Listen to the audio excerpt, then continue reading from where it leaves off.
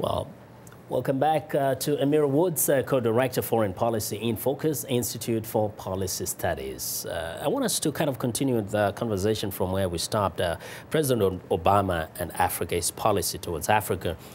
Just this week, sometime, we had, for example, Melvin Foote. He was on our show and they said, Africans grumble too much. President Obama's been doing a lot. It's not so much about making trips to Africa. So do you think there are kind of different positions on his performance on Africa? Oh, well, there are always multiple lenses that we can look in terms of U.S. engagement with Africa and the world, right? But I think overall, there's been a sense that the overwhelming driving force of U.S. engagement has been, almost driven by Africa Command, by military decisions, and also short-term interests, corporate interests often. So I think there's a sense that there's an opportunity now to broaden, to have a more balanced and comprehensive engagement with the continent, to understand the power that's being unleashed in the continent, a continent where young people are the driving force, where you have over 1 billion people on that continent moving forward, that there's so many opportunities now for the U.S. to engage. The former President Bush was very much defined by the PEPFAR, AGOA initiatives, and that became the reason why it became actually a darling of so many Africans. What is it that President Obama needs to do that will give him that kind of unique identity? Well, I think the first is to move away from drones, because the drones are almost becoming the lens through which many are kind of understanding the U.S. engagement with Africa. So there's rapid increase of drone use, not only in Somalia, but in other places, in Libya and Mali and other places throughout the continent. I think this is a critical problem. So that needs to be offset by more strategic engagement with the continent on the terms of the continent, working with the African Union, not only looking, for example, at this current policy at sub-Saharan Africa being split off from the rest of the continent, but taking a comprehensive view of the continent, working with the regional body, the African Union, on its priorities. But are they giving him something to work with? Well, ultimately, what's going to be needed, both from the Africa side and internationally, is, decent jobs that will help people throughout the continent live better lives. Ultimately, it's manufacturing. When you have so many vital resources being extracted,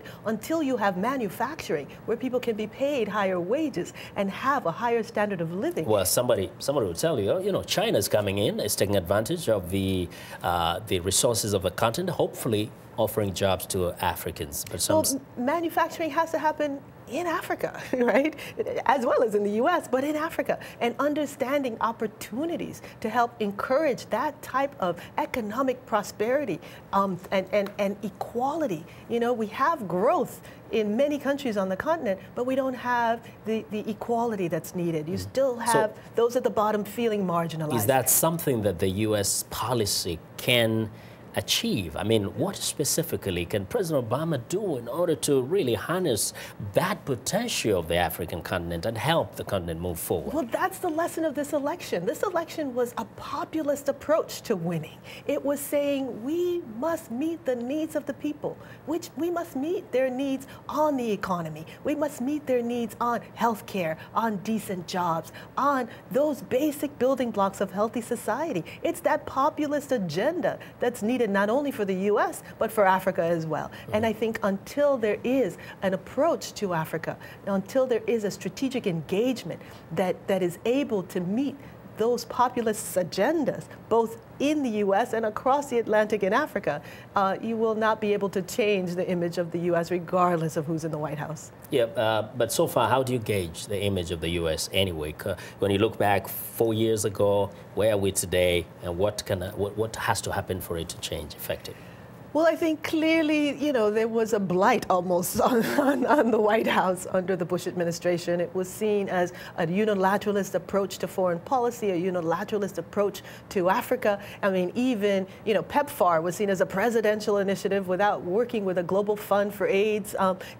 It was seen as much more the U.S. going it alone. So I think there has been a shift with the U.S. shifting to a more multilateral approach, which is important. But I think the shift needs to be even further. together, a transition that actually understands the needs and interests and priorities of Africa and is able to help to expand a global agenda where you're not pouring resources into militarism, but instead into providing those basic building blocks, good health care, good education, decent jobs. Now, in very few seconds, regardless of all those issues, how do you think the election and re-election of President Barack Obama will go down with the Africans on the continent and all those of African descent?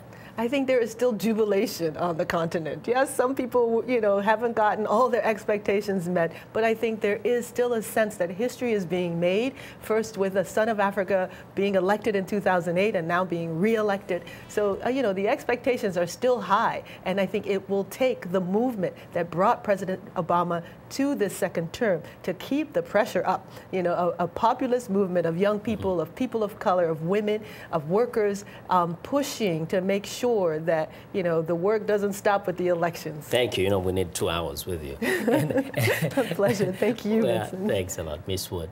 Thank you for your insights and analysis. Emira Woods is co-director Foreign Policy in Focus, the Institute for Policy Studies. And that's our show for today. Thanks a lot for watching. Have a good night.